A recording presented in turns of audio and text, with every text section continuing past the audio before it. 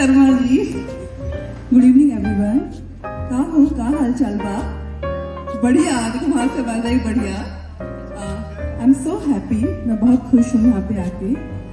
गाना बहुत ही अच्छा। पवन जी, आपकी आवाज़ वाकई में मिठास के साथ साथ आपकी आवाज़ में जादू है।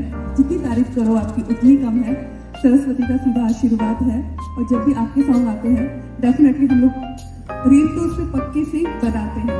जितने सॉन्ग आपके आते हैं, आप पता नहीं देखते हैं नहीं देखते, आई डोंट नो, बट इच्छा अंदर से होती है कि और क्या गाना है, चलो इस पर एक रील शूट हो जाए। तो मैं सबसे पहले आपको ढेर सारी शुभकामनाएं देती हूँ।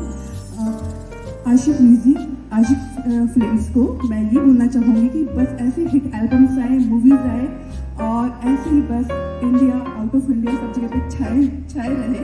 मेरी ढेर सारी शुभकामनाएं हैं आपको, आपकी पूरी टीम को। Thank you so much. And Abhay ji, मैं अभय जी को एक बात स्पेशली बोलना चाहूँगी। भोजपुरी का स्तर आपने बहुत ही ऊपर उठा दिया है। I am so happy. Out of India में भी इतनी सारी पिक्चरें शूट हो रही है जो बहुत ही अच्छी कहानी और बहुत अच्छी तरीके से शूट हो रही है।